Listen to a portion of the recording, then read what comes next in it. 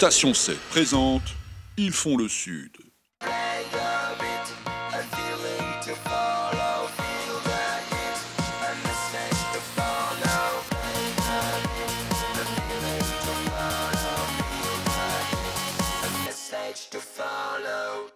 Bonjour et bienvenue sur LCM pour une nouvelle émission d'Ils font le Sud. Alors aujourd'hui, je reçois un gueulard, un type qui tape dès qu'il le peut sur la majorité municipale à la mairie de Marseille, puisqu'il préside le groupe PS au sein de ce conseil.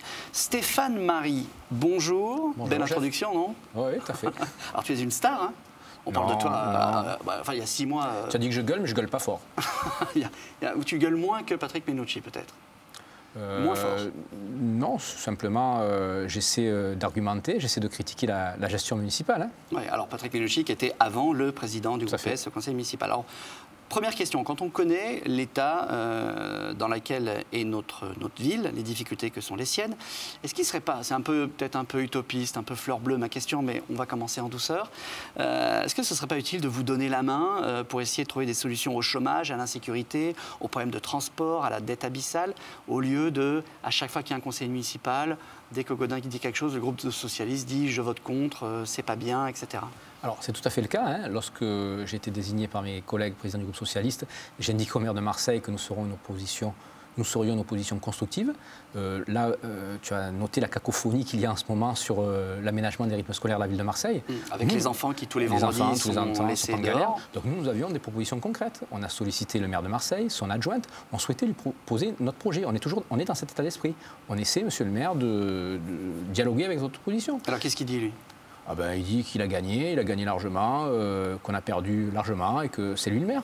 Voilà, je suis là et vous êtes une opposition. Tu es en train de dire que bon, tu te prends le beau rôle, tu dis que toi tu es constructif, que tu veux faire des propositions et qu'on ne t'écoute pas. Les parents d'élèves ont entendu nos propositions, on reçoit les associations de parents d'élèves, les fédérations de parents d'élèves, on reçoit les syndicats d'enseignants, on leur expose notre projet. Mais bon, aujourd'hui, le seul qui ne nous reçoit pas, c'est le maire de Marseille, son adjointe. Et si Patrick Mennucci avait gagné les élections, la rentrée se serait mieux passée? Ah, tout à fait, puisque justement, son adjointe, ma collègue conseillère municipale Annie Lévy-Mouziconacci avait beaucoup travaillé pendant 3-4 mois de la campagne électorale sur ce dossier et on avait vraiment des propositions concrètes. On aurait pu avoir des rythmes scolaires clés en main. Mais il manque du personnel, en fait, c'est ça. Et donc Patrick Mennucci n'aurait pas eu ce personnel. Non, en fait, c'est la méthode qui n'est pas bonne. Pour faire simple, parce que le sujet est un petit peu complexe, au lieu de recruter 3500 personnes pour une seule après-midi sur l'ensemble des 445 écoles de la ville, nous, on aurait sectorisé la ville.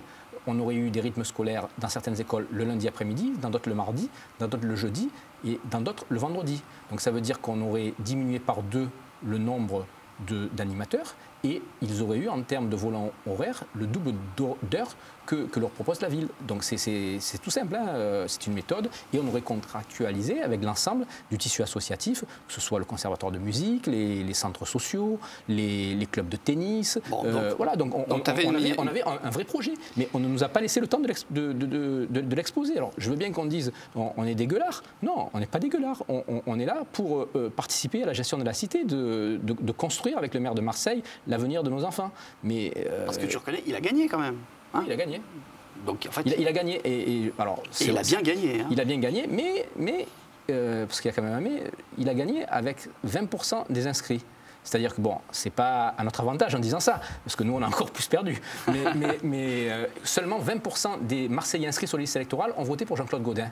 Donc, il ne reste plus qu'à nous, opposition, être constructif et crédible pour gagner la confiance des 80% des Marseillais qui n'ont pas voté Gaudin. Alors justement, est-ce qu'il y a des choses, des projets sur lesquels tu as envie de dire que la ville a raison, de la soutenir, ou est-ce que tu es dans le rejet automatique? Tu dis que non, mais est-ce que ça t'arrive au conseil municipal ou est-ce que ça va t'arriver de dire oui, ok, on vote avec Gaudin?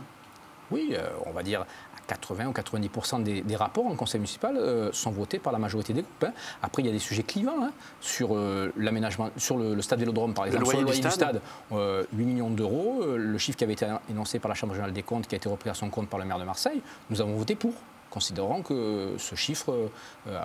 Je ne te dis pas pour le prochain conseil, parce que vu le rétropédalage qu'il y a eu, on réserve quelques cartouches.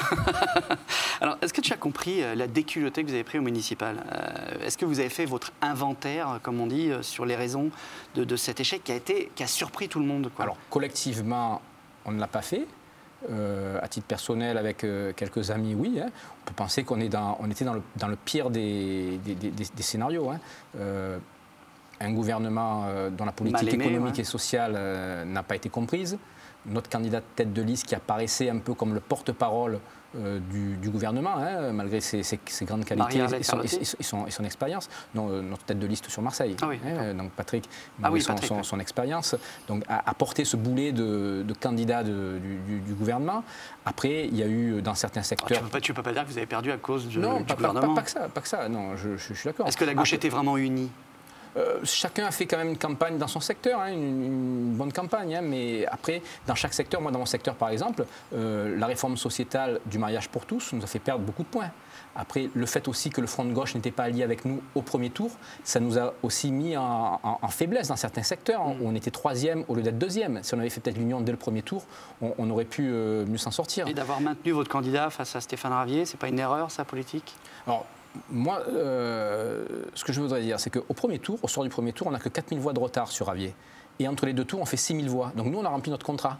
Bien sûr, on n'avait pas mesuré que Ravier pourrait gagner, parce que c'est pour la première fois, le Front National avait des réserves d'abstentionnistes. C'est la première fois que ça se passe, 3000 voix de plus entre les deux tours, c'était du jamais vu dans l'histoire politique de Marseille. Donc bon, ceci dit, le candidat qu'on avait en face de l'UMP, j'ai presque envie de dire qu'il était pire que Ravier. Hein. L'adjoint sport de Gaudin, c'était pas un cadeau. Hein. Alors, tu as remplacé Patrick Menucci, hein, je l'ai dit, dans le rôle de premier opposant Jean-Claude Gaudin. Ma question est méchante, mais est-ce que le costume n'est pas trop grand pour toi? Parce que Patrick Menucci, c'était un personnage, quoi. Est-ce que tu as le même charisme? Je pense que je ne suis pas du tout dans le même registre. Hein. Je suis plus dans le style besogneux, humilité. Donc je n'ai pas fait mes preuves, hein, comme l'a fait Patrick en étant député et largement élu député. Hein. Je n'ai jamais été élu sur mon nom. Donc je dirais que tout est à faire, hein, pour être crédible. Hein. Mais je ne suis pas le principal opposant à Jean-Claude Gaudin. Le principal opposant, c'est le groupe socialiste, c'est le collectif. Je suis amateur de football, je dis souvent à mes collègues, nous, on n'est pas le Real de Madrid, on n'a pas les stars. Par contre, on va essayer d'être l'Atlético.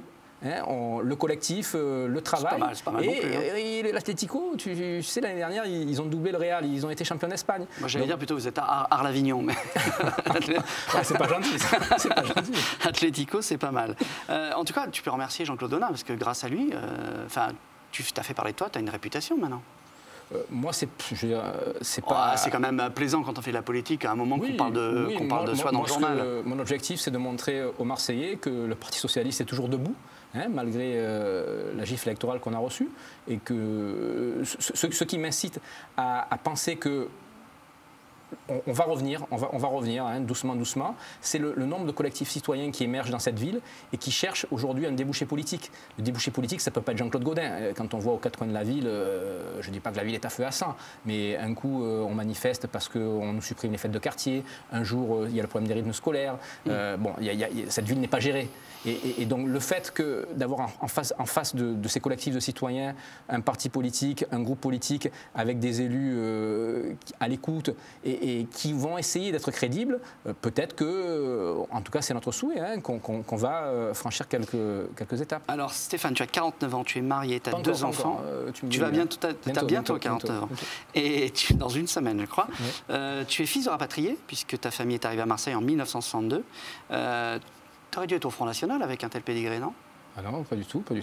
Alors je suis en plus fils de rapatrié et petit-fils de réfugiés politiques espagnols, hein, puisque mon grand-père a combattu les fascistes en Espagne et à la fin de la guerre, comme beaucoup d'Espagnols, il s'est installé en France avec le statut de réfugié politique. Et tu as même fait un voyage récemment avec ta grand-mère, ta maman, qui n'était jamais retournée en Algérie. Tout à fait. Donc tu es retourné avec elle aux sources à Bab el Oued, donc elle n'avait pas revu depuis 1962.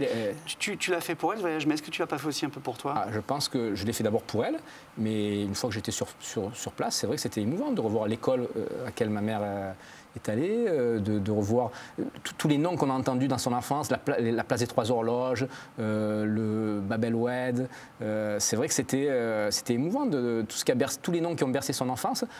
On les a touchés du doigt. C'est le cimetière de Sainte-Eugène, Notre-Dame d'Afrique. Donc tout ça, c'est vrai que c'était émouvant. Ça fait. Bien, quand tu entends les politiques, tout le monde dire que tous les politiques sont des pourris, tu te mets dans cette, non, pas du tout, cette rubrique ou pas? Pas du tout. Pas pourri. Je crois que il y a, comme dans toute corporation, que ce soit tout à l'heure. Tu déclares tes impôts? Oui, soit chez les notaires, chez les policiers, dans toute profession, il y a toujours un petit pourcentage de brebis galeuses. Bon, il y en a aussi chez les politiques, mais la majorité, vous savez, c'est presque des bénévoles, notamment dans les petites communes, les maires des petites communes, leurs adjoints. Alors c'est vrai que dans les grandes villes, il y a une indemnité aussi qui permet de défrayer les élus. Mais bon, moi, je tire mon chapeau surtout à tous ces élus ruraux. Très bien. Merci en tout cas Stéphane, ravi d'avoir fait ta connaissance et que les Marseillais maintenant, c'est déjà fini. Tu te rends compte comme ça passe vite, Ça passe vite. Bon, tant mieux, c'est bon signe. Merci en tout cas à toi et rendez-vous la semaine prochaine pour un nouveau numéro d'Ils font le Sud. C'est bien.